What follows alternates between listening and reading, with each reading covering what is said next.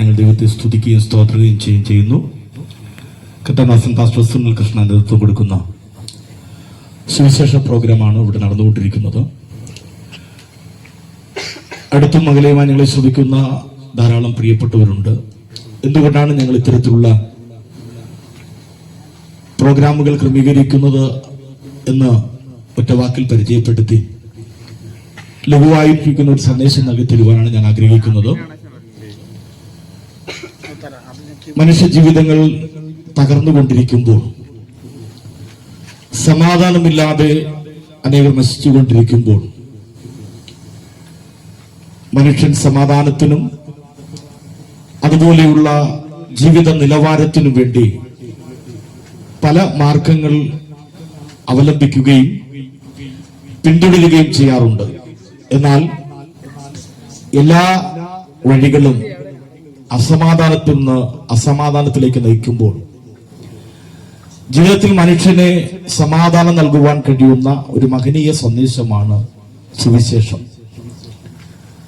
അത് വാഗൊണ്ട് പ്രസംഗിക്കുക മാത്രമല്ല, ജീവിതാനുഭവത്തിൽ സമാധാനമില്ലാത്ത അനേകർക്ക് നിത്യസമാധാനം അനുഭവിപ്പാൻ കഴിഞ്ഞത് കാണുകയും കേൾക്കുകയും ഞങ്ങളുടെ സ്വന്തം ജീവിതത്തിൽ അനുഭവിച്ചതുമായിരിക്കുന്ന ഒരു മഹനീയ സന്ദേശമാണ്. അതുകൊണ്ടാണ് ഈ സുവിശേഷം ഞങ്ങൾ പ്രസംഗിക്കുന്നത്.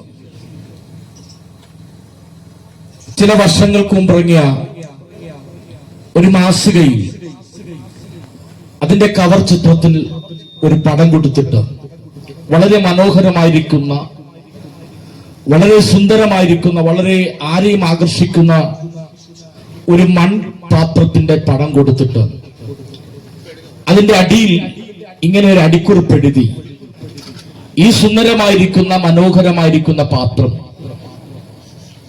വീണുടഞ്ഞു കഴിഞ്ഞാൽ ഇതെന്തുകൊണ്ട് പ്രയോജനമുണ്ടോ? വളരെ ചിന്തിക്കുവാൻ കഴിയുന്ന, ഒറ്റവാക്കിൽ പറഞ്ഞു തീർക്കുവാൻ കഴിയാത്ത വളരെയധികം സന്ദേശങ്ങൾ ഉൾപ്പെടുത്തിയിരിക്കുന്ന ഒരു അടിക്കുറിപ്പാണ്. വളരെ മനോഹരമായിരിക്കുന്ന, സുന്ദരമായിരിക്കുന്ന ഒരു കപ്പ്. അത് പല ഉപയോഗങ്ങൾ ഉണ്ടാകാം. ചിലർ ചായ കുടിക്കാൻ ഉപയോഗിക്കും, ചിലർ ഷോക്കേസിൽ ഭംഗിക്ക് വെക്കും. അങ്ങനെ വ്യത്യസ്തമായ ഉപയോഗങ്ങളുള്ള, ആരെയും ആകർഷിക്കുന്ന, ആരെയും വശീകരിക്കാൻ കഴിവുള്ള ആ കപ്പ് വീണുടഞ്ഞു കഴിഞ്ഞാൽ അതിന്റെ അവസ്ഥ നമുക്കറിയാം. അതിന്റെ പിടിച്ചിന്നി ചിതറി, അതിന്റെ ചിത്രപ്പണികൾ ചിതറിക്കഴിഞ്ഞ് വളരെ വികൃതമായി തീരുന്ന ഒരവസ്ഥയാണ്. ഇങ്ങനെ കിട്ടുന്ന കപ്പിന്റെ പാർട്സുകൾ വാരിക്കൂട്ടിയിട്ട് കഴിഞ്ഞാൽ ആരെയും ആകർഷിക്കാറില്ല, ആർക്കും അത് വേണ്ട എന്ന് പറയുവാനായിട്ട് ആ പൊട്ടിയ കപ്പ്, പൊട്ടിച്ചിതറി കപ്പ് ആർക്കെങ്കിലും കൊടുക്കാമെന്ന് പറഞ്ഞാൽ ആർക്കും വേണ്ട എന്ന് പറയുവാനിടയായിട്ട്. കാരണം അത് ഉപയോഗമില്ലാതെ മാറ്റപ്പെട്ടു. ഇതൊരു കപ്പിനെ കുറിച്ച് പറയുന്ന ഒരു കഥയോ സംഭവവുമല്ല. നമുക്കറിയാം, ഇതെല്ലാം നമ്മെ കുറിച്ച് വിശദീകരിക്കുന്നതാണ്. നമ്മുടെ ജീവിതം വളരെ മനോഹരമാണ്, സുന്ദരമാണ്. ലോകത്ത് മനുഷ്യന് മാത്രമാണ് ചിരിക്കുവാൻ കഴിവുള്ളത്, സൗന്ദര്യം പ്രദർശിപ്പിക്കാൻ കഴിയുന്ന, സന്തോഷം പ്രദർശിപ്പിക്കാൻ കഴിയുന്ന ഒരു സൃഷ്ടിയാണ് മനുഷ്യൻ. നമ്മളെല്ലാവരും മനോഹരമാണ്. നമ്മുടെ കൊച്ചു കൊച്ചു ജീവിതങ്ങൾ, കൊച്ചു കൊച്ചു വീട്ടിനകത്ത് വളരെ സുന്ദരമായിരിക്കുന്ന ഒരു ജീവിതത്തിനുടമയാണ് നമ്മൾ. നമുക്ക് ചിരിക്കാൻ കഴിയും, സന്തോഷിക്കാൻ കഴിയും. കുടുംബത്തിൽ മക്കളോടും അപ്പനോടും ഭാര്യയോടൊക്കെ വളരെ സന്തോഷകരമായ ജീവിതം നയിക്കാൻ കഴിയും. വളരെ സുന്ദരമായ ജീവിതമാണ് മനുഷ്യൻ്റെത്. എന്നാൽ ഇത് വീണുടഞ്ഞു കഴിഞ്ഞാൽ ഇതിനെ കൊണ്ട് എന്തെങ്കിലും പ്രയോജനമുണ്ടോ? വളരെ സുന്ദരമായിരിക്കുന്ന, മനോഹരമായിരിക്കുന്ന ജീവിതങ്ങൾ ഏതെങ്കിലും പ്രശ്നങ്ങളിൽ കൂടി വീണുടഞ്ഞു കഴിഞ്ഞാൽ ആ ജീവിതം കൊണ്ട് എന്തെങ്കിലും പ്രയോജനമുണ്ടോ? നാളിതുവരെ നമ്മൾ കൊച്ചു കേരളത്തിനകത്ത്, അല്ലെങ്കിൽ ഇന്ത്യക്കകത്ത്, ലോകത്ത് മുഴുവനും വളരെ സമാധാനത്തോടെ ജീവിതം നയിക്കുന്ന ധാരാളം പ്രിയപ്പെട്ടവർ അവരറിഞ്ഞും അറിയാതെയും വരുന്ന ദുശീലങ്ങൾക്കകത്തകപ്പെട്ട് ജീവിതം തകർന്നു മാറാറുണ്ട്, ഉടഞ്ഞു പോകാറുണ്ട്. ചിലർ ആസിഡ് കഴിച്ചും, ചിലർ വിഷം കഴിച്ചും, ചിലർ ഫാനുകളിൽ കെട്ടിത്തൂങ്ങിയും തങ്ങളുടെ ജീവിതം അവസാനിപ്പിക്കുകയാണ്. വളരെ ശ്രദ്ധിക്കണമേ. ആത്മഹത്യ ചെയ്ത, ജീവിതം നശിപ്പിച്ച അവരുടെയൊക്കെ ജീവിതത്തിൽ സുന്ദരമായിരിക്കുന്ന നല്ല നിമിഷങ്ങൾ ഉണ്ടായിരുന്നു. അപ്പനും അമ്മയും സ്നേഹിച്ചവരായിരുന്നു, മാമനും മാമിയും ഉണ്ടായിരുന്നവരായിരുന്നു, അളിയനും അനിയത്തിയും അനിയനുമൊക്കെ ഉണ്ടായിരുന്നവരായിരുന്നു. അങ്ങനെ സുന്ദരമായ ജീവിതത്തിനകത്ത് നമ്മൾ അറിയാതെ വരുന്ന ചില ക്ഷണിക്കപ്പെടാത്ത അതിഥികളുണ്ട്. ഈ അതിഥികൾ നമ്മൾ അറിഞ്ഞും അറിയാതെ നമ്മുടെ ജീവിതത്തെ തകർക്കും. അതൊന്നാണ് നമ്മുടെ കയ്യിലിരിക്കുന്ന മൊബൈൽ ഫോൺ. വളരെ സമാധാനകരമായ ജീവിതം നയിക്കുന്ന ചിലരുടെ കയ്യിലേക്ക് ഈ ഫോൺ വരുമ്പോൾ ആവശ്യമില്ലാത്ത ഫോൺ കോളുകളിൽ കൂടി, ആവശ്യമില്ലാത്ത സന്ദേശങ്ങളിൽ കൂടി എത്രയോ കുടുംബ ജീവിതങ്ങൾ തകർന്നു പോകുന്നു എന്ന യാഥാർത്ഥ്യം നമ്മൾ മറന്നു പോകരുത്. വളരെ ശ്രദ്ധിക്കണം. വീട്ടിനകത്ത് വളരെ കഠിനാധ്വാനം ചെയ്ത ഭാര്യയും വീട്ടിന് പുറത്ത് കഠിനാധ്വാനം ചെയ്തു വരുന്ന ഭർത്താവും എപ്പോഴും ചിരിപ്പിക്കുന്നവരോ എപ്പോഴും നമ്മെ സുഖിപ്പിക്കുന്ന വാക്കുകൾ പറയുന്നവരോ ആയിരിക്കത്തില്ല. പക്ഷേ നമ്മൾ അറിയാതെ മറുതലക്കിലിരിക്കുന്ന ആരെന്ന് പോലും അറിയാത്ത ഒരു അപരിചിതമായ ശബ്ദം നമ്മളെ വാക്കുകൾ കൊണ്ട് സന്തോഷിപ്പിക്കുന്നതാണെങ്കിലും ആ ജീവിതങ്ങളിലേക്ക് ഇറങ്ങിത്തിരിച്ച പലരും നശിച്ചു പോയിട്ടുണ്ട്. ആരും തന്നെ രക്ഷപ്പെട്ടിട്ടില്ല. വളരെ ശ്രദ്ധിക്കുക. നമ്മുടെ കുടുംബത്തിനകത്ത് പരിമിതികളുണ്ട്. നമ്മൾ ആഗ്രഹിക്കുന്ന എല്ലാം നേടിത്തരുവാൻ നമ്മുടെ ജീവിത പങ്കാളിക്കോ നമ്മുടെ വീട്ടുകാർക്കോ കഴിഞ്ഞെന്ന് വരത്തില്ല. പരിമിതികളുണ്ട്. പക്ഷേ നമ്മെ വിളിക്കുന്ന ഫോൺ കോളിന്റെ സന്ദേശം പലതും പരിമിതികളില്ലാതെ വാഗ്ദാനങ്ങൾ നൽകുന്നതാണ്. ഈ വാക്കുകൾ കേട്ടുകൊണ്ട് ഇറങ്ങിത്തിരിച്ച പലരും ജീവിതം തകർന്ന് നശിച്ച് റെയിൽവേ ട്രാക്കിലും അതുപോലെ ഫാനിലൊക്കെ കെട്ടിത്തൂങ്ങി മരിച്ച ധാരാളം ചരിത്രമുണ്ട്. നമ്മുടെ സുന്ദരമായിരിക്കുന്ന ജീവിതത്തെ തകർക്കുന്ന ഒരു വശമാണ് അത്. നമ്മൾ ഒഴിവാക്കുകയാണെങ്കിൽ നമുക്ക് നല്ലൊരു ജീവിതം നയിക്കാൻ കഴിയും. മറ്റൊരു കാര്യമാണ്, നമ്മുടെ സമൂഹത്തിൽ വളരെയധികം വിറ്റഴിക്കപ്പെട്ടുകൊണ്ടിരിക്കുന്ന ലഹരിയുടെ അമിതമായിരിക്കുന്ന ഉപയോഗം എത്രയോ ജീവിതങ്ങളെ തകർക്കുന്നു എന്ന യാഥാർത്ഥ്യം ഉൾക്കൊണ്ടുകൊണ്ടാണ് ഞങ്ങൾ ഇവിടെ നിന്ന് പ്രസംഗിക്കുന്നത്. വളരെ ശ്രദ്ധിക്കണം. ലഹരി നമ്മുടെ സമൂഹത്തിലേക്ക് വരികയാണ്. ഇത് വളരെ ബാല്യത്തിലോ യൗവനത്തിലോ ഒക്കെ നമ്മൾ അറിഞ്ഞും നമ്മൾ അറിഞ്ഞും അറിയാതെയുമൊക്കെ നമ്മുടെ തലമുറയുടെ കയ്യിലേക്ക് വച്ചുകൊടുക്കപ്പെടുന്ന ലഹരി. വളരെ ശ്രദ്ധിക്കണം. ലഹരിയുടെ ഉപയോഗം കൊണ്ട് എത്രയോ ജീവിതങ്ങൾ തകർന്നുകൊണ്ടിരിക്കുകയാണ്. നല്ല കുടുംബജീവിതം നയിച്ചവർ, എന്റെ ഭാഷയിൽ പറഞ്ഞാൽ പള്ളിയിൽ വെച്ചോ അമ്പലത്തിൽ വെച്ചോ മോസ്കിൽ വെച്ചോ അവിടുത്തെ മതപുരോഹിതനെ സാക്ഷി നിർത്തി വിളിക്കപ്പെട്ടവരുടെയും ചാർച്ചക്കാരെയും സാക്ഷി നിർത്തിക്കൊണ്ട് ഭാര്യയോട് ഭർത്താവിനോട് പറയുന്ന ചില വാക്കുകളുണ്ട്. ചിലർ പൊതുവിൽ പറയും, ചിലർ പറഞ്ഞില്ലെങ്കിലും അകത്ത് തീരുമാനമായി ചിന്തിക്കുന്നുണ്ട്. ഞാൻ ഉണ്ടില്ലെങ്കിലും അവളെ ഉടുപ്പിക്കും, ഞാൻ ഭക്ഷിച്ചില്ലെങ്കിലും അവളെ ഭക്ഷിപ്പിക്കും, അവളെ പോറ്റി പുലർത്തുമെന്ന വാക്കു പറഞ്ഞുകൊണ്ട്, അതുപോലെ ഞാൻ എന്റെ ഭർത്താവിനെ ജീവനത്തിലെ സ്നേഹിക്കുമെന്ന് പറഞ്ഞുകൊണ്ട് ആമേ വിവാഹ ജീവിതത്തിലേക്ക് പ്രവേശിക്കുന്ന പലരും ജീവിതത്തിന്റെ നല്ല നാളുകൾ അല്പം നീണ്ടുപോകുമ്പോൾ ഭർത്താവിന്റെ അമിതമായ മദ്യപാനം, അമിതമായ ലഹരിയുടെ ഉപയോഗം, ജീവിതത്തിൽ കൊച്ചു കൊച്ചു പ്രശ്നങ്ങൾ ആളിക്കത്തി വലിയ പ്രശ്നങ്ങളായി വിവാഹമോചനങ്ങളിലേക്ക് എത്തിച്ചേരുന്ന ധാരാളം കുടുംബങ്ങൾ നമ്മുടെ ജീവിതത്തിലുണ്ട്. ധാരാളം യുവനക്കാരുണ്ട്. ധാരാളം പേർ അതിന്റെ ദൂഷ്യവശങ്ങൾ അനുഭവിക്കുന്നവരാണ്. ലഹരി നമ്മുടെ സമൂഹത്തിൽ ധാരാളം വിറ്റഴിക്കപ്പെടുമ്പോൾ നമുക്കറിയാം, ഇതിന് രക്ഷപ്പെടുവാൻ കഴിയാതെ ധാരാളം പേർ ഇതിൽ കുടുങ്ങിക്കിടക്കുന്നു എന്ന യാഥാർത്ഥ്യം മനസ്സിലാക്കിക്കൊണ്ട് ഒരു കാലഘട്ടത്തിൽ അസമാധാനത്തിൽ കഴിഞ്ഞ ഞങ്ങളുടെ ജീവിതത്തിൽ സമാധാനം നൽകിയ യേശുവിന്റെ മകനീയ സന്ദേശമാണ് ഞങ്ങൾക്ക് പ്രഖ്യാപിക്കുവാനുള്ളത്. വളരെ ശ്രദ്ധിക്കണം. കൂട്ടുകാരുടെ അടുക്കലേക്ക് പോയപ്പോൾ കൂട്ടുകാർ ഒരു ഗ്ലാസ് മദ്യം വെച്ചു നീട്ടി. നമ്മൾ നമ്മുടെ വീട്ടിലെ പൗരുഷവും നമ്മുടെ ജീവിതത്തിലെ ചുറ്റുപാടും അനുസരിച്ചുകൊണ്ട് പ്രിയ സുഹൃത്തിനോട് പറഞ്ഞു, എനിക്കിത് വേണ്ട. പക്ഷേ പ്രിയ സുഹൃത്ത് പറഞ്ഞു, എന്റെ പൊന്നളിയ, നീ ഇത് കുടിച്ചില്ലെങ്കിൽ നീ ഒരാണാണോ? നിന്റെ ആണത്വം തെളിയിക്കണ്ടേ?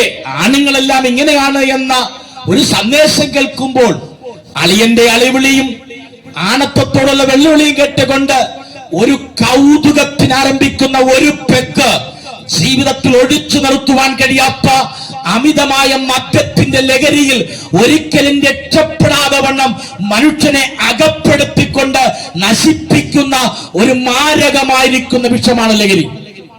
വളരെ ശ്രദ്ധിക്കണമേ. ഈ ലഹരി എന്ന് പറയുന്ന മദ്യം എന്ന് പറയുന്നത്, മദ്യമൊക്കെ കഴിഞ്ഞു കേട്ടോ. കഞ്ചാവിലെത്തി, ബ്രൗൺ ഷുഗറിലെത്തി, MDMA-യിലെത്തി, മുട്ടായിലെത്തി, സ്റ്റാമ്പിലെത്തി. ഇത്രയധികം വെർഷനിൽ, ഇത്രയധികം വ്യത്യസ്തമായ രൂപത്തിൽ, ഇത്രയധികം വ്യത്യസ്തമായ നിറത്തിൽ നമ്മുടെ സമൂഹത്തിൽ വിറ്റഴിക്കപ്പെടുന്ന ലഹരി ഏതെങ്കിലും ഒരു കുടുംബത്തെ നന്നാക്കിയിട്ടുണ്ടോ? ഏതെങ്കിലും ഒരു കുടുംബത്തിന് നല്ല ജീവിതം കൊടുത്തിട്ടുണ്ടോ? കിട്ടിയിട്ടുണ്ടെങ്കിൽ അതുണ്ടാക്കുകയും വിൽക്കുകയും ചെയ്യുന്നവരുടെ മാത്രമാണ്. രാവിലെ മുതൽ വൈകുന്നേരം വരെ അധ്വാനിച്ച് അല്പമായ തുച്ഛമായ കൂലി. എനിക്കറിയാം, ഇന്ന് ശമ്പള നിലവാരം ഉയർന്നിട്ടുണ്ട്. പണ്ട് 500 രൂപയ്ക്കും 100 രൂപയ്ക്കും അധ്വാനിച്ചെടുക്കുന്ന 1500 പക്ഷേ 1500 കൊണ്ട് കടയിൽ പോയി കഴിഞ്ഞാൽ ഒരു ദിവസത്തെ ചിലവിന് പോലും തികയാത്ത അട്ടിക്ക് വേണ്ടി അധ്വാനിക്കുന്ന നമ്മുടെ കയ്യിൽ നിന്ന് ഇത് വിറ്റ് ഉണ്ടാക്കുന്ന ലാഭത്തിന്റെ വിഹിതം കൊണ്ട് പലർ സമ്പന്നരായി തീരുമ്പോൾ നമ്മുടെ തലമുറ പട്ടിണിയിലേക്ക് വീഴുകയാണ്. നമ്മുടെ കുടുംബങ്ങൾ നശിക്കുകയാണ്. നമ്മുടെ കുഞ്ഞുങ്ങൾക്ക് നല്ല ആഹാരമില്ലാതെ, നല്ല വസ്ത്രമില്ലാതെ, നല്ല വിദ്യാഭ്യാസമില്ലാതെ നാം നശിച്ചുകൊണ്ടിരിക്കുമ്പോൾ ഇതുണ്ടാക്കുകയും വിൽക്കുകയും ചെയ്യുന്നവൻ കോടീശ്വരന്മാരായി തീരുകയാണ്. ചില വർഷങ്ങൾക്ക് മുമ്പ് നമ്മുടെ വെട്ടിക്കടയിൽ മാല പോലെ തൂങ്ങിക്കിടന്ന പാൻപ ശംഭു എന്ന് പറയുന്ന ആ പാൻപരാഗരെ കുറിച്ച് പലരും കേട്ടിട്ടുണ്ട്. ഇന്ന് അത് നമ്മുടെ വെട്ടിക്കടകളിൽ ലീഗലായി വിൽക്കാൻ കഴിയത്തില്ലെങ്കിലും നമ്മുടെ രഹസ്യ സങ്കേതങ്ങളിൽ പലരും വിൽക്കുന്നതായിട്ട് നമുക്കറിയാം. ഈ ശംഭു എന്ന് പറയുന്ന ഈ വസ്തുവിന്റെ നിർമ്മാതാവ്, അതിന്റെ ഉടമസ്ഥനായിരിക്കുന്ന കരൺചന്ദ് തന്റെ മകൾക്ക് വിവാഹ സമ്മാനമായി കൊടുത്തത് 1 കോടി രൂപയുടെ കാറാണ്. വളരെ ശ്രദ്ധിക്കണമേ. 1 രൂപ, 5 രൂപ നാണയത്തുട്ടുകളിൽ നാം വാങ്ങിച്ച് നാം ഉപയോഗിച്ച ആ ശംഭുവിന്റെ ലാഭമെടുത്ത് ആ കരൺചന്ദ് തന്റെ മകൾക്ക് 1 കോടി രൂപയുടെ കാർ കൊടുത്തപ്പോൾ നമുക്ക് കിട്ടിയത് മോണപഴുത്തും, നമുക്ക് കിട്ടിയത് വായ്ക്കകത്ത് സ്മെല്ലും, നമുക്ക് കിട്ടിയത് മാറാത്ത ക്യാൻസറുമാണ്. നമുക്കൊരു ഗുണവും ചെയ്യാത്ത ഈ ലഹരിയോട് വിട പറയുവാൻ ഈ രാത്രിയിൽ ആർക്കെങ്കിലും കഴിയുമെങ്കിൽ ഞങ്ങളുടെ പ്രസംഗം കൊണ്ട് കൃതാർത്ഥമായി തീരുവാനിടയായിത്തീരും. വളരെ ശ്രദ്ധിക്കണമേ. ക്യാൻസർ മാരകമായിരിക്കുന്ന രോഗങ്ങൾ സമ്മാനിക്കുന്നു. മാത്രമാണോ ഇന്ന് നടക്കുന്ന ആത്മഹത്യകൾ എത്രയോ പ്രിയപ്പെട്ടവരെന്നറിയാമോ? പണ്ട് നമ്മുടെയൊക്കെ കാലഘട്ടത്തിൽ ഒരു ആത്മഹത്യ എന്ന് പറഞ്ഞാൽ ആയിരക്കണക്കിന് പേർ ഓടിക്കൂടും. കാരണം ഒരു ഗ്രാമത്തിൽ എന്തെങ്കിലും അപൂർവമായി സംഭവിക്കുന്ന സംഭവങ്ങളായിരുന്നുവെങ്കിൽ ഇന്ന് തൊട്ടതിന്, പിടിച്ചതിന്, കറിക്കുപ്പില്ലാത്തതിന്, മൊബൈൽ വാങ്ങിക്കൊടുക്കാത്തതിന്, വണ്ടി വാങ്ങിക്കൊടുക്കാത്തതിന്, ഇഷ്ടപ്പെട്ട വസ്ത്രം കിട്ടാത്തതിന് എന്തെല്ലാം പേര് പറഞ്ഞുകൊണ്ട് നമ്മുടെ യുവാക്കന്മാർ ആത്മഹത്യ ചെയ്യുന്നു എന്ന യാഥാർത്ഥ്യം നമ്മൾ വാർത്താ മാധ്യമങ്ങളിൽ കൂടി കേൾക്കുമ്പോൾ ഈ ലഹരി നമ്മുടെ എത്ര യൗവനക്കാരെ നശിപ്പിക്കുന്നു യാഥാർത്ഥ്യം മനസ്സിലാക്കണം. നമ്മുടെ സമൂഹത്തിൽ നടക്കുന്ന ഒരുപാട് ക്രിമിനൽ കേസുകളിൽ ഇതിന്റെ എല്ലാം പിന്നിൽ ലഹരിയാണ്. കൂട്ടുകാർ ഒരുമിച്ചിരുന്ന് ഒരു സോഡ കുപ്പിയും ഒരു കുപ്പിയും പൊട്ടിച്ച് അല്പം അച്ചാറും, എന്ത് സ്നേഹമാണെന്നറിയാമോ? ഒരുത്തൻ നക്കിയത് തന്നെ മറ്റവൻ നക്കും. അതിനൊന്നും ഒരു കുഴപ്പവുമില്ല. വളരെ ശ്രദ്ധിക്കണം. ആ സമയത്ത് അവരെന്തും ചെയ്യും. പക്ഷേ അല്പം വാക്കുതർക്കം വരുമ്പോൾ വഴക്കിട്ടുകൊണ്ട് സ്വന്തം പ്രാണൻ സ്നേഹിച്ച സഹോദരൻ സ്നേഹിച്ച സഹോദരന്മാരെ കടാരപ്പിടികൾക്ക് ഇരയാക്കിക്കൊണ്ട് എത്രയോ കൊലപാതകളായി തീർന്നു. പല പ്രിയപ്പെട്ടവരും കൊലപാതകങ്ങൾക്ക് ശേഷം പറയും, എന്റെ സ്നേഹിതനായിരുന്നു, അവനെ ഞാൻ പ്രാണനിൽ സ്നേഹിച്ചു, പക്ഷേ മദ്യലഹരി ഞാൻ ചെയ്തു പോയി, ഞാനൊരു മുഴുത്ത പാവിയായി, എനിക്ക് സമാധാനമെന്നുമില്ല എന്ന് വിളിച്ചു പറയുന്ന എത്രയോ പ്രതികളുടെ നേർസാക്ഷ്യങ്ങൾ വാർത്താ മാധ്യമങ്ങൾ പ്രഖ്യാപിക്കപ്പെടുകയാണ്. വളരെ ശ്രദ്ധിക്കണമേ. കൊലപാതകം കഴിഞ്ഞ ഒരു വ്യക്തി മരിച്ചു, അവൻ മരിച്ചുപോയി. അവന്റെ വീട്ടുകാർക്ക് നഷ്ടപ്പെട്ടു, ഭാര്യയ്ക്ക് ഭർത്താവിന് നഷ്ടപ്പെട്ടു, മക്കൾക്ക് അപ്പനെ നഷ്ടപ്പെട്ടു, അപ്പനും അമ്മയ്ക്കും മകൻ നഷ്ടപ്പെട്ടു. എന്നാൽ കൊന്നവനോ അവൻ ജയിലിൽ കിടക്കുമ്പോൾ അവന്റെ മക്കൾക്ക് നഷ്ടപ്പെട്ടില്ലേ, അവന്റെ ഭാര്യയ്ക്ക് നഷ്ടപ്പെട്ടില്ലേ? രണ്ട് കുടുംബത്തെ ഒരുമിച്ചരാതമാക്കുന്ന സംഭവങ്ങൾ നമ്മുടെ നാട്ടിൽ അരങ്ങേറുമ്പോൾ ഒന്നും അതിലധികം കുടുംബങ്ങൾ തകർന്നുകൊണ്ടിരിക്കുന്ന ലഹരിയുടെ മാരകമായിരിക്കുന്ന വശം അല്ലെങ്കിൽ മദ്യവും മയക്കുമരുന്ന് നമ്മുടെ സമൂഹത്തിൽ വിറ്റഴിക്കപ്പെട്ടുകൊണ്ടിരിക്കുക. ഈ ലഹരിയുടെ ഏറ്റവും ഭയാനകമായ ഒരു നേർക്കാഴ്ച ഞാൻ വിളിച്ചു പറയട്ടെ. 50-40 വയസ്സായവരുടെ കയ്യിലേക്കല്ല ഇന്ന് ലഹരി വെച്ചു കൊടുക്കുവാൻ ലഹരി മാഫിയ ചിന്തിക്കുന്നത്.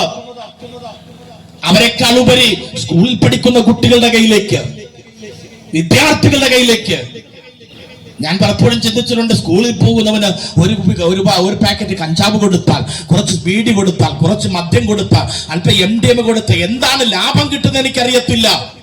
മുതിർന്നവർ വാങ്ങുന്ന പൈസ കൊടുത്ത് ഇവർ വാങ്ങുമെന്ന് എനിക്കറിയത്തില്ല. ഒരുപക്ഷെ വീട്ടിൽ നിന്ന് മോഷ്ടിച്ചോ അല്ലെങ്കിൽ ഇവിടെ നിന്ന് കട്ടെടുത്തോ ഒക്കെ ഇവർ വാങ്ങുമായിരിക്കും. പക്ഷേ അതിലുപരി വളർന്നു വരുന്ന ഒരു തലമുറയെ നശിപ്പിച്ചുകൊണ്ട് അവരുടെ പാപജീവിതത്തിൽ തള്ളിയിട്ടുകൊണ്ട് അസമാധാനത്തിലേക്ക് വലിച്ചെറിഞ്ഞുകൊണ്ട് ഒരു തലമുറയെ നശിപ്പിക്കുന്ന ഒരു പൈശാചിക വ്യാപാരം ഇതിന്റെ പിന്നിലുണ്ട്. ഞാൻ പ്രസംഗത്തിൽ നിന്ന് ദേശത്തോട് ഞാൻ വിളിച്ചു പറയട്ടെ, മദ്യപിക്കുന്ന മദ്യപാനികളുടെ ഇടയിൽ, ലഹരി ഉപയോഗിക്കുന്ന വ്യക്തികളുടെ ഇടയിൽ ഒരു പൈശാചിക വ്യാപാരമുണ്ട്. അത് തകർന്നാൽ മാത്രമേ ഇതിനൊരു വിമോചനം നേടുവാൻ കഴിയുകയുള്ളൂ. അത് തകർന്നാൽ മാത്രമേ ഇതിനൊരു സ്വാതന്ത്ര്യം നേടുവാൻ കഴിയുകയുള്ളൂ. വളരെ ശ്രദ്ധിക്കണമേ. മദ്യം, മയക്കുമരുന്ന് ഇവ നമ്മുടെ തലമുറകൾ ഏറ്റവും സങ്കടകരമായ ഒരു കാര്യമാണ്. കൊച്ചുകുട്ടികളിലേക്ക് ഇത് വ്യാപരിക്കുന്നത് ഏറ്റവും സങ്കടകരമായി. നമ്മൾ പണ്ട് സ്കൂളിൽ പോകുന്ന ഒരു കാലഘട്ടം, നമ്മളെന്ന് പറഞ്ഞാൽ എന്റെ കാലഘട്ടത്തിൽ അന്ന് നല്ല വസ്ത്രം ധരിപ്പാൻ നമുക്കാർക്കും ഉണ്ടായിരുന്നില്ല. നമ്മൾ 80% ഉപയോഗിച്ചത് ആരെങ്കിലും ഇട്ടു പഴകിയ വസ്ത്രങ്ങളായിരുന്നു. എന്റെ ചരിത്രം അതാണ്, നിങ്ങളുടെ ചരിത്രം എനിക്കറിയത്തില്ല. അതിൽ പല ഭാഗങ്ങളിൽ കീറിയതാണ്. ഇതൊക്കെ ഇട്ടുകൊണ്ട് സ്കൂളിൽ പോയിരുന്ന ഒരു കാലഘട്ടമുണ്ട്. വീട്ടിൽ നിന്ന് ഇറങ്ങി സ്കൂളിൽ പോയാൽ സ്കൂളിൽ കിട്ടുന്ന കഞ്ഞി, അത് കഴിഞ്ഞാൽ വീട്ടിൽ വന്നാൽ കിട്ടിയാൽ കിട്ടി. അങ്ങനെ ഒരു ദാരിദ്ര്യത്തിന്റെ കാലഘട്ടം നമുക്കുണ്ടായിരുന്നു. അന്ന് നമ്മൾ സ്കൂളിന്റെ ഇന്റർവെൽ സമയത്തും നമ്മളെ ആകർഷിക്കുന്ന ഒരു ശബ്ദം, കിണികിണികിണി ശബ്ദം കേൾക്കുന്ന ഐസ്ക്രീം വണ്ടിയുടെ മണിനാഥമായിരുന്നു. നമ്മൾ അതിന്റെ ചുറ്റും ഓടിക്കൂടും. പണമുണ്ടെങ്കിലും പണമില്ലെങ്കിലും ഒക്കെ ചുറ്റിക്കൂടി സൗജന്യമായിട്ട് എങ്ങനെയൊക്കെ കിട്ടും. പക്ഷേ ഇന്ന് കാലഘട്ടം മാറി. രാവിലെ എണീറ്റ് ഏതു വസ്ത്രം ധരിക്കണമെന്ന് സെലക്ട് ചെയ്യാൻ തന്നെ അരമണിക്കൂറിൽ കൂടുതൽ എടുക്കും. എണ്ണത്തിലധികം വസ്ത്രം നമ്മുടെ അലമാരകളുണ്ട്. പണ്ട് എന്തുടുക്കുമെന്ന് ചിന്തിച്ചുവെങ്കിൽ ഇന്ന് ഏതുടുക്കുമെന്ന് ചിന്തിക്കുന്ന കാലഘട്ടത്തിലേക്ക് നമ്മളെല്ലാവരും എത്തിച്ചേർന്നിരിക്കുക. മകൻ രാവിലെ എണീറ്റ ഉടനെ അമ്മ പല്ല് വെച്ച് കഴിഞ്ഞ ഉടനെ വായ്ക്കകത്ത് ആഹാരം കുത്തിക്കയറ്റി, കുളിക്കുന്നതിനിടയിൽ ആഹാരം, വസ്ത്രം ധരിക്കുന്നതിൽ ആഹാരം, അവനെ ഇങ്ങനെ ആഹാരം കുത്തി നിറച്ച് കഴിപ്പിച്ചാ വിടുന്നത്. പണ്ട് നമ്മൾ പോകുമ്പോ അരവയറോടെ കിട്ടിയാൽ കിട്ടി, ഇല്ലാതെ പോകുന്ന ഒരു കാലഘട്ടം. ഇങ്ങനെ സ്കൂളിലേക്ക് പോകുന്ന സമയത്ത് അവൻ സ്കൂളിൽ നിന്ന് ഇറങ്ങുമ്പോൾ 2 പാത്രം കൊണ്ടുവരും അമ്മ. ഉച്ചയ്ക്കുള്ള ലഞ്ചും 10 മണിക്കുള്ള സ്നാക്സും ഇതെല്ലാം കൊടുത്തിട്ട് അമ്മ പറയും, മോനെ നീ വരാൻ വൈകുകയാണെങ്കിൽ എന്തെങ്കിലും വാങ്ങി കഴിയുന്ന പറഞ്ഞൊരു കൈമണിയും കൊടുത്താണ് ഇന്ന് നമ്മുടെ കുഞ്ഞുങ്ങളെ സ്കൂളിലേക്ക് വിടുന്നത്. നമ്മൾ പണ്ട് ഐസ്ക്രീം വണ്ടിയുടെ മണിനാഥം കേട്ടുകൊണ്ട് ഓടിക്കൂടിയെങ്കിൽ ഇന്ന് നമ്മൾ കലാലയത്തിലേക്ക് വിടുന്ന നമ്മുടെ കുഞ്ഞുങ്ങൾ ഐസ്ക്രീം വണ്ടിയുടെ മണിനാഥം കേട്ടുകൊണ്ടല്ല ഓടിക്കൂടുന്നത്. സ്കൂൾ കലാലയങ്ങളെ കേന്ദ്രീകരിച്ച് വിൽക്കപ്പെടുന്ന ലഹരിയുടെ വലിയൊരു മാഫിയ തലകിലേക്ക്, വലിയൊരു മാഫിയ സംഘത്തിലേക്ക് നമ്മുടെ തലമുറ എത്തിച്ചേരുന്നു എന്ന യാഥാർത്ഥ്യം മറന്നു പോകരുത്. സ്കൂളിനും വീട്ടിനും ഇടയ്ക്കുമുള്ള ഇടത്താവളങ്ങളിൽ നമ്മുടെ തലമുറയുടെ കയ്യിലേക്ക് വച്ചു കൊടുക്കുന്ന ലഹരി നമ്മുടെ തലമുറകളെ നശിപ്പിക്കുന്നു. വളർന്നു വരുന്ന ഡോക്ടർമാര്, വളർന്നു വരുന്ന IAS ഓഫീസർമാര്, വളർന്നു വരുന്ന ഭാവി ഭരണതന്ത്രജ്ഞന്മാര് ആമെ ഭ്രാന്താലയത്തിൽ കുടിച്ചിട്ടുകൊണ്ട് അവരെ മാനസിക വിഭ്രാന്തിയിലേക്ക് തള്ളിയിട്ടുകൊണ്ട് വലിയൊരു തലമുറയെ തകർക്കുന്ന ലഹരി നമ്മുടെ സമൂഹത്തിൽ ധാരാളം വിറ്റഴിക്കപ്പെട്ടുകൊണ്ടിരിക്കുക. വളരെ ശ്രദ്ധിക്കണമേ. ഞാൻ ഈ കൊച്ചു ഗ്രാമം, എനിക്ക് വളരെ ഇഷ്ടപ്പെട്ട ഒരു ഗ്രാമം, നല്ല വീടുകൾ, ഏറെക്കുറെ വീടുകൾ ഭംഗിയുണ്ട്. നിങ്ങളെ ഞാൻ അഭിനന്ദിക്കുകയാണ് ആ കാര്യത്തിൽ. പല വീടുകളും ചെടികളുണ്ട്. വളരെ സുന്ദരമായിരിക്കുന്ന ഈ കൊച്ചു ഗ്രാമത്തെ, ഈ ജനത്തെ ഞാൻ നിങ്ങളോട് അഭിനന്ദനം അറിയിക്കുകയാണ്. ഈ കൊച്ചു ഗ്രാമത്തിനകത്ത് നമ്മൾ വന്ന് പ്രസംഗിക്കുമ്പോൾ വളരെ ശ്രദ്ധിക്കണം. ഈ ലഹരിയുടെ ദൂഷ്യവശങ്ങൾ അനുഭവിക്കുന്ന ധാരാളം പേരുണ്ട്. ഞാനൊരു ചോദ്യം നിങ്ങളോട് ചോദിക്കട്ടെ, മദ്യപിച്ച് സമ്പന്നനായ ഒരു വ്യക്തിയുടെ ചരിത്രം നിങ്ങൾ കാണിച്ചു തരാമോ? മദ്യപിച്ച് നല്ല വീട് പണിത ഒരു വ്യക്തിയെ കാണിച്ചു തരാൻ കഴിയുമോ? നിങ്ങൾ ശ്രദ്ധിക്കുക, നല്ല സമ്പന്നന്മാർ പലരും മദ്യപിച്ച് ഒന്നുമില്ലാത്തവരായിട്ടുണ്ട്. നിങ്ങൾ തെരുവീതിയിലേക്ക് ഇറങ്ങുമ്പോൾ, വിതിരയിലേക്ക് ഇറങ്ങുക, നെടുമങ്ങാടിലേക്ക് ഇറങ്ങുക, തിരുവനന്തപുരം പട്ടണത്തിലേക്ക് ഇറങ്ങിക്കഴിഞ്ഞാൽ മുഷിഞ്ഞ വസ്ത്രങ്ങൾ ധരിച്ചുകൊണ്ട് നാറുന്ന ശരീരവുമായിട്ട് തലമുടിയൊക്കെ നീട്ടി വളർത്തിയ പ്രാകൃതരായിരിക്കുന്ന ധാരാളം പേരെ നിങ്ങൾ കാണും. ഞാനും കാണാറുണ്ട്. നമ്മൾ കാണുമ്പോൾ അവരെ പുച്ഛിക്കാറുണ്ട്. പക്ഷേ അവരുടെ ചരിത്രത്തിന്റെ പിന്നിൽ അവർക്ക് നല്ല കുടുംബം ഉണ്ടായിരുന്നവരാണ്, നല്ല ശരീരം ഉണ്ടായിരുന്നവരാണ്, നല്ല വിദ്യാഭ്യാസം ഉണ്ടായിരുന്നവരാണ്, നല്ല ജോലി ഉണ്ടായിരുന്നവരാണ്. ഞങ്ങൾ 2 മാസങ്ങൾക്ക് മുമ്പ് പേരൂർക്കോട് ജംഗ്ഷനിൽ പ്രസംഗിക്കുമ്പോൾ അവിടെ ഒരു മനുഷ്യൻ മദ്യപിച്ച് ഹാരമൊക്കെ വാരിയിട്ട് വല്ലാതെ നൃത്തം ചെയ്തുകൊണ്ട് ആളുകൾ അവരെ ഓടിച്ചു. ഞാൻ പറഞ്ഞു, ഓട്ടിക്കണ്ട, ഞങ്ങളുടെ പ്രസംഗം കേൾക്കട്ടെ. അദ്ദേഹം മാസത്തിലൊരിക്കൽ ഗൾഫിൽ നിന്ന് ഫ്ലൈറ്റിൽ വന്ന് വീട്ടിൽ വന്ന് തിരിച്ചു പോകുന്ന ലക്ഷങ്ങൾ ശമ്പളം വാങ്ങിച്ച വ്യക്തിയാണ്. ലക്ഷങ്ങൾ. ആ സമയത്ത് അദ്ദേഹത്തിന്റെ പോക്കറ്റിൽ 500ന്റെ 3-4 നോട്ടുണ്ട്. പക്ഷേ ഒരു പട്ടിയെപ്പോലെ, നായെപ്പോലെ ആ സമൂഹത്തിലെ കവലയിൽ ഒരു വിലയും നിലവാരവും ഇല്ലാത്തവനായി അവനെ മാറ്റിയത് ലഹരിയാണ്, മദ്യമാണ്. ഞാൻ ചോദിക്കട്ടെ, സമ്പന്നരായിരിക്കുന്ന എത്രയോ പേർ തകർന്നിട്ടുണ്ട്, എത്രയോ പേർ നശിച്ചിട്ടുണ്ട്. ഈ മദ്യപാനത്തിന്റെ ഉപയോഗം കൊണ്ട് ഭാര്യ പിണങ്ങിപ്പോയ ചരിത്രങ്ങൾ ധാരാളമുണ്ട്, മക്കൾ ഉപേക്ഷിച്ചു പോയ ചരിത്രങ്ങൾ ധാരാളമുണ്ട്. എന്തേ? ഇവരെല്ലാം മദ്യപാനികൾ എന്ന് പറഞ്ഞത് കൊണ്ട് ഇവർക്ക് ജീവനില്ലാത്തവരാണോ? ഇവർ മനുഷ്യരല്ലേ? ഇവർ ജീവനും ആത്മാവുമുള്ള മനുഷ്യരാണ്. ഇവർക്കൊരു നല്ല ജീവിതം ഉണ്ടാകേണ്ടതല്ലേ? നല്ല സംസ്കാരം ഉണ്ടാകേണ്ടതല്ലേ? നല്ല നിലവാരമുള്ള കുടുംബം നയിക്കേണ്ടതല്ലേ? പക്ഷെ ഇവരെ നശിപ്പിച്ചു കളഞ്ഞ മദ്യത്തിനും ലഹരിക്കും ഇവരടിമയായി തീർന്നു. മദ്യവും ലഹരിയും മനുഷ്യനെ നശിപ്പിച്ചു കൊണ്ടിരിക്കുമ്പോൾ, ഇതിവിടെ മാത്രമല്ല ഞാൻ പ്രസംഗിക്കുന്നത്, ഞങ്ങൾ ഇത് എല്ലായിടത്തും പ്രസംഗിക്കുകയാണ്. എവിടെയൊക്കെ അവസരം കിട്ടിയാലും ഞങ്ങൾ പ്രസംഗിക്കുന്നു. കാരണം ഞങ്ങളുടെ ദേഹത്തിന് ദേഹവും ഞങ്ങളുടെ മാംസത്തിന് മാംസവും ഞങ്ങളെപ്പോലെ ആത്മാവുള്ള ഞങ്ങളുടെ സഹോദരന്മാർ നശിച്ചു പോകുമ്പോൾ ഞങ്ങൾക്കൊരു വിചാരമുണ്ട്. കാരണം ഞങ്ങളും ഒരു കാലഘട്ടത്തിൽ ആത്മഹത്യക്ക് വേണ്ടി ചിന്തിച്ചവർ, സമാധാനമില്ലാത്തവർ, ലഹരിയുടെ പുറകെ ഓടിപ്പോയവർ, ആർക്കും വേണ്ടാത്തവരായിരുന്നു.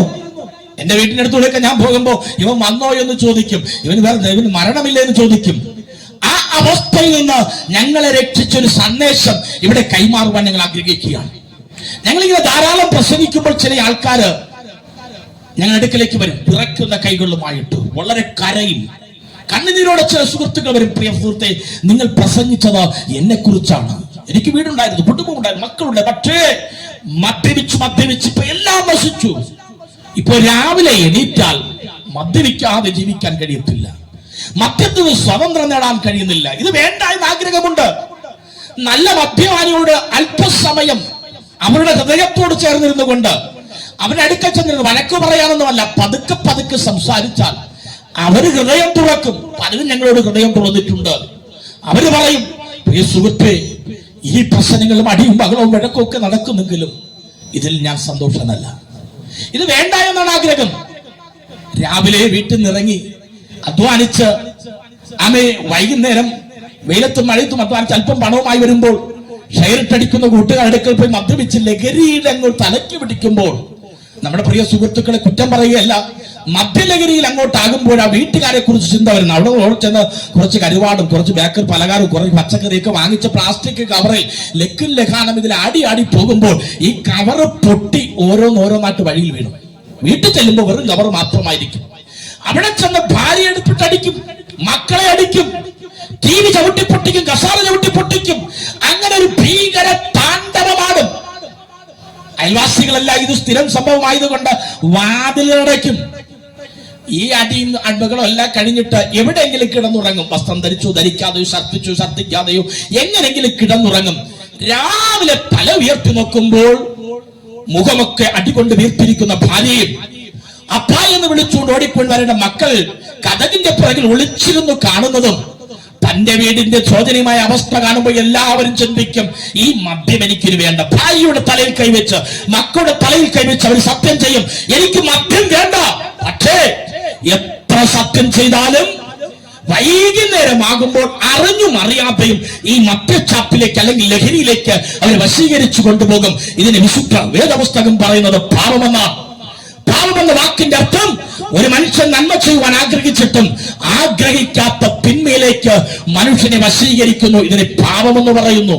നല്ല ഭർത്താവായി തീരണം, നല്ല മകനായി തീരണം, നല്ല അപ്പനായി തീരണം, നല്ല വ്യക്തിയായി തീരണമെന്ന് ആഗ്രഹിച്ചിട്ടും ആഗ്രഹിക്കാത്ത തിന്മയുടെ പാതയിലേക്ക് വശീകരിച്ചു കൊണ്ടുപോകുന്ന ഒരു പാപത്തിന് മനുഷ്യൻ അടിമയാണ്. ഇതാണ് പാപം. എങ്ങനെയാണ് പാപം ലോകത്തിൽ കടന്നത്? ഏതേൻ പൂങ്കാവനത്തിൽ ദൈവം മനുഷ്യന് കൽപ്പന കൊടുത്തു. ആ കൽപ്പന മനുഷ്യൻ ലംഘിച്ചപ്പോൾ പാപിയായി തീർന്നു. പാപത്തിന്റെ പരിണിത ഫലമായി രോഗം ലോകത്തിൽ കടന്നു. പാപത്തിന്റെ പരിണിത ഫലമായി മരണം ലോകത്തിൽ കടന്നു. പാപത്തിന്റെ പരിണിത ഫലമായി സകല മനുഷ്യന്റെ അസമാധാന പ്രശ്നങ്ങൾ ലോകത്തിൽ കടന്നു. പാപിയായ മനുഷ്യന്റെ അസമാധാനങ്ങൾ തകർത്തുകൊണ്ട്, കുടുംബങ്ങൾ തകർത്തുകൊണ്ട് നശിച്ചുകൊണ്ടിരിക്കുമ്പോൾ മനുഷ്യന്റെ കർമ്മകാണ്ഡ പ്രവർത്തികൾ കൊണ്ട് ഇതിനൊരു പരിഹാരം വരുത്തുവാൻ പലരും ശ്രമിച്ചു. എല്ലാ പ്രവർത്തികളും പരാജയപ്പെട്ടു. സമാധാനത്തിന് വേണ്ടി മനുഷ്യൻ കണ്ടെത്തിയ എല്ലാ മാർഗങ്ങളും അസമാധാനത്തിലേക്ക് നയിച്ചു. മറ്റത്തിൽ സമാധാനം കണ്ടെത്താൻ പോയവർ വലിയ അസമാധാനത്തിലേക്ക് വീണു. അവ ലഹരിയിൽ അസമാധാനം കണ്ടെത്താൻ പോയവർ അതിനേക്കാൾ അസമാധാനത്തിൽ വീണു. സിനിമയിലും സീരിയലിലും അസമാധാനം കണ്ടെത്താൻ പോയവർ അതിനേക്കാൾ കണ്ണീർ കയത്തിലേക്ക് വീണുപോയി. മനുഷ്യൻ നേടിയ എല്ലാ പ്രശ്നങ്ങളും അവിടെ പോയാലും ഇവിടെ പോയാലും നേർച്ചകൾ എടുത്താലും കാഴ്ചകൾ എടുത്താലും എന്തെല്ലാം കൊടുത്താലും മനുഷ്യൻ സമാധാനം നേടുവാൻ ശ്രമിച്ചു. മനുഷ്യന്റെ എല്ലാ പ്രവർത്തികളും പരാജയപ്പെട്ടു പോയി. എന്റെ വാക്കുകൾ വളരെ ചുരുക്കുവാൻ ഞാൻ ആഗ്രഹിക്കുക. ഞാൻ ഇവിടെ നിൽക്കുന്നു എന്ന് ചിന്തിക്കുക, നിങ്ങൾ ഇവിടെ നിൽക്കുന്നു ചിന്തിക്കുക. നിങ്ങൾക്ക് നല്ല വിശപ്പുണ്ട്, നല്ല വിശപ്പുണ്ട്. വിശപ്പെന്ന് പറയുന്നത് വല്ലാത്തൊരു വേദനയാണ്. ആ വേദന അനുഭവിക്കുന്നവർക്കറിയാം. ആ വിശപ്പ് സമയത്ത് എന്ത് കിട്ടിയാലും കഴിക്കും. അപ്പോഴേക്ക് നിങ്ങളുടെ കയ്യിലേക്ക് ഒരാള് ഒരു കഷ്ണം അലുവ കൊണ്ടുതരിക. വളരെ ഇഷ്ടപ്പെട്ട സാധനം അലുവ എന്ന് പറഞ്ഞാൽ ഇപ്പൊ തന്നെ ചിലരുടെ വായിലേക്ക് അങ്ങ് വെള്ളം ഊറി, അല്ലേ? പ്രൈസലോ, നിങ്ങൾക്ക് ഏറ്റവും ഇഷ്ടപ്പെട്ട ഭക്ഷണമാണ് അലുവ. നിങ്ങളുടെ കയ്യിലേക്ക് വളരെ കൊണ്ട് തരുമ്പോൾ ആവേശത്തോടെ അലുവ വാങ്ങുവാൻ നിങ്ങൾ കൈനീട്ടിപ്പോഴാണ് ശ്രദ്ധിച്ചത്. തരുന്ന വ്യക്തിയുടെ കയ്യിൽ മുഴുവനും കുറ്റമാണ്. തരുന്ന വ്യക്തിയുടെ കയ്യിൽ മുഴുവൻ പുണ്ണാണ്. തരുന്ന വ്യക്തിയുടെ കയ്യിൽ മുഴുവൻ പഴുക്കളാണ്. എത്ര വിശപ്പുണ്ടെങ്കിലും നിങ്ങൾ അലുവ വാങ്ങി കഴിക്കാത്തതുപോലെ പരിശുദ്ധനായ ദൈവത്തിന് പാവിയായ മനുഷ്യന്റെ ഒരു നേർച്ചയിലും കാഴ്ചയിലും ദൈവത്തിന് പ്രസാദിപ്പാൻ കഴിയുകയില്ല. മനുഷ്യന്റെ എല്ലാ മാർഗങ്ങളും പരിശ്രമങ്ങളും പരാജയപ്പെട്ടു പോയപ്പോൾ മനുഷ്യനെ രക്ഷിപ്പാൻ ദൈവം തന്നെ ഒരു രക്ഷാ പദ്ധതി ഒരുക്കിയത് മറ്റൊന്നുമല്ല. ആമെ കാലത്തികമെങ്കിൽ കന്യകയെ ജാതനായി കാലിത്തൊഴുത്തിൽ പിറന്ന കാൽവരിയുടെ കുലക്കളത്ത് 2 കള്ളന്മാരുടെ മധ്യേ 3 കാരിലും പ്രാണികളാൽ കാൽവരിയുടെ കുലക്കളത്ത് മാനവജനതയുടെ പാപത്തിന്റെ പരിഹാരത്തിന് വേണ്ടി ഈ ലോകത്തിൽ ഇറങ്ങി വന്ന മനുഷ്യനെ രക്ഷിപ്പാൻ വന്ന രക്ഷകന്റെ ചരിത്രം. യേശു ക്രിസ്തു ഈ ലോകത്തിൽ വന്നത് മതം സ്ഥാപിക്കാനല്ല. യേശുവിന്റെ പേരിൽ പലരും മതം സ്ഥാപിച്ചിരിക്കാം, അത് നമുക്കൊന്നും വിഷയമല്ല. യേശു വന്നത് എന്തിനാണ്? ഒരു മതം സ്ഥാപിക്കാനാണോ, പള്ളി ഉണ്ടാക്കാനാണോ, അല്ലെങ്കിൽ ഒരു വിഭാഗം ഉണ്ടാക്കാനാണോ എന്നൊക്കെ പലരും ചർച്ച ചെയ്യാറുണ്ട്. ഇവിടുത്തെ മതപണ്ഡിതന്മാർ പറയാതെ, ഇവിടുത്തെ പ്രാസംഗികന്മാർ പറയാതെ, ഇവിടെ പ്രസംഗിക്കുന്ന ഞാൻ പറയാതെ യേശു തന്നെ പറഞ്ഞ് ഞാൻ വന്നത് പാപികളെ രക്ഷിപ്പാനാണ്. ഹല്ലേലൂയ. യേശു വന്നത് മദ്യത്തിൽ വീണുപോയ, പാപത്തിൽ വീണുപോയ മനുഷ്യനെ രക്ഷിപ്പാൻ ഈ ലോകത്തിലേക്ക് ഇറങ്ങി വന്നു. യേശു ഈ ലോകത്തിൽ വന്ന് ആമെ 3.5 തിരുവർഷക്കാലം അവൻ പരസ്യമായി ഈ ലോകത്തിൽ രോഗികളെ സൗഖ്യമാക്കി. യേശുവിനെ തൊട്ടവര്, യേശു തൊട്ടവരും സൗഖ്യമായി. ഇന്ന് പകൽക്കാലം ഈ പ്രസംഗത്തിന്റെ കൃശമായ പ്രസംഗത്തിന് കൊണ്ട് ഞാൻ നിങ്ങളോട് വിളിച്ചു പറയട്ടെ, ഇന്ന് നിങ്ങൾ ശരീരത്തെ അഭിമുഖീകരിക്കുന്ന രോഗങ്ങൾക്ക്, നിങ്ങൾ അഭിമുഖീകരിക്കുന്ന വേദനകൾക്ക് അവൻ യേശുവിന് സൗഖ്യം വരുത്തുവാൻ കഴിയുക. നിന്റെ രോഗം എത്ര വലുതായാലോ, ഡോക്ടർമാർ ഉപേക്ഷിച്ചാല്, അവൻ വൈദ്യശാസ്ത്രം തള്ളിക്കളഞ്ഞാല്, അവൻ അത്ഭുത മന്ത്രിയായവൻ, അവൻ അടിപ്പിണരുകൾ സൗഖ്യം തരുന്നവർ, വചനമയച്ചു വിടുവിക്കുന്നവർ, അവന്റെ വസ്ത്രത്തിന്റെ തങ്ങൾ തൊട്ട് അവൻ രക്തസ്രാവക്കാരിക്ക് സൗഖ്യമായി. അവൻ തൊട്ടപ്പോൾ മരിച്ചവർ ഉയർത്തെഴുന്നേറ്റുവെങ്കിൽ ഇന്ന് പകൽക്ക് ഈ രാത്രി ഞാൻ വിളിച്ചു പറയട്ടെ, നീ എത്ര വലിയ രോഗത്തിന് അടിമയാണെങ്കിലോ ഇതൊരു ചെറിയ മീറ്റിംഗ് ആയിരിക്കും, പക്ഷേ നിന്റെ ജീവിതത്തിൽ വലിയ വിടുതലായി തീരുവാനിടയായി തീരും. വിശ്വസിച്ചാൽ യേശുവിനെ സൗഖ്യമാക്കുക. വിശ്വസിച്ചാൽ നിന്റെ പാപത്തിന് പരിഹാരം വരുത്തുക. വിശ്വസിച്ചാൽ നിന്റെ തകർന്നു തകർന്നുപോയ കുടുംബത്തെ മടക്കി വരുത്തുവാൻ കഴിയോ? യേശുവിന്റെ നാമത്തിൽ ഞാൻ വിളിച്ചു പറയട്ടെ, നീ വിശ്വസിച്ചാൽ നിന്നെ ഉപേക്ഷിച്ചു പോയ മക്കൾ മടങ്ങി വരോ. നീ വിശ്വസിച്ചാൽ നിന്നെ ഉപേക്ഷിച്ചു പോയ ഭാര്യ മടങ്ങി വരോ.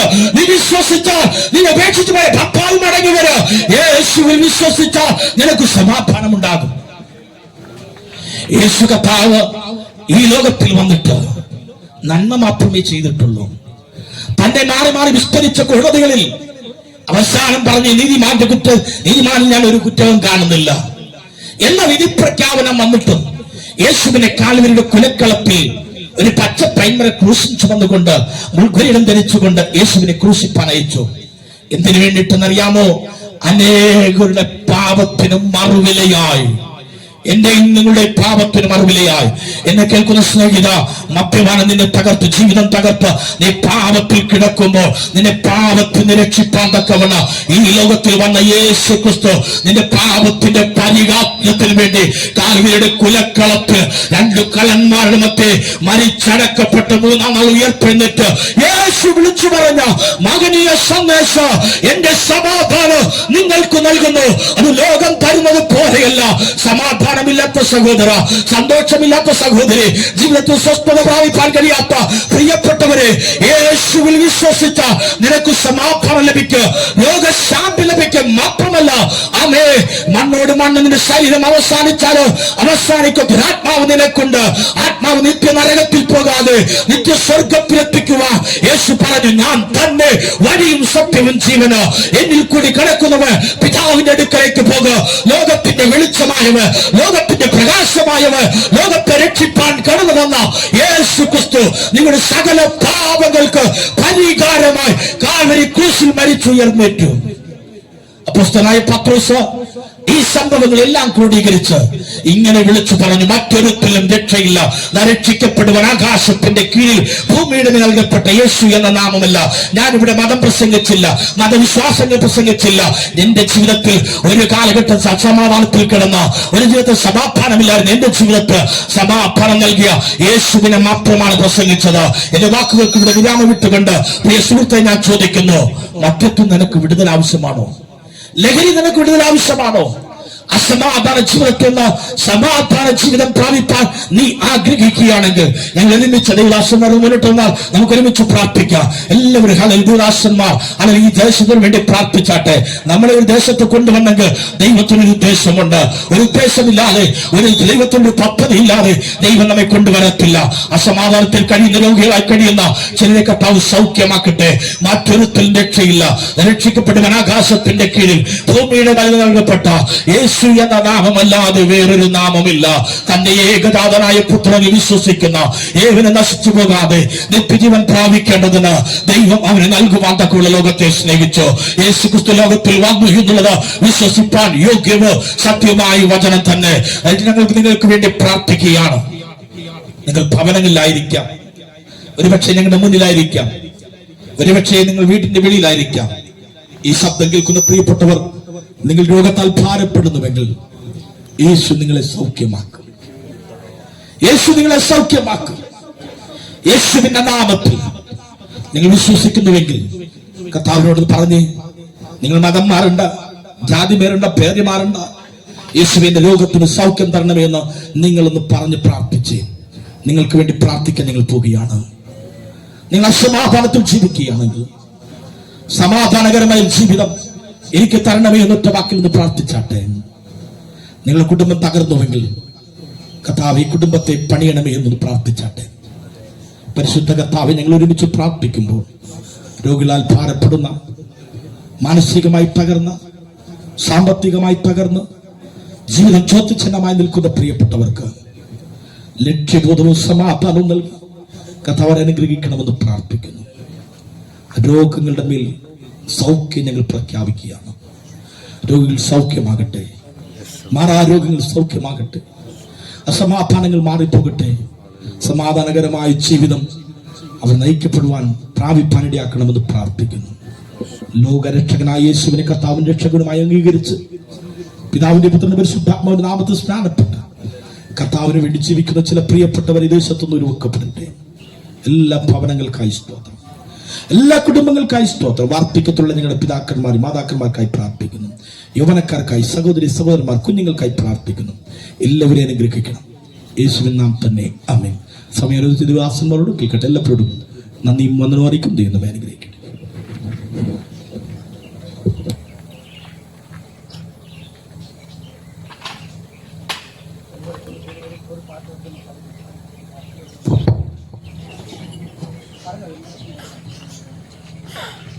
പ്രശ്നങ്ങളോട് നമുക്ക് വേണ്ടി ഒരു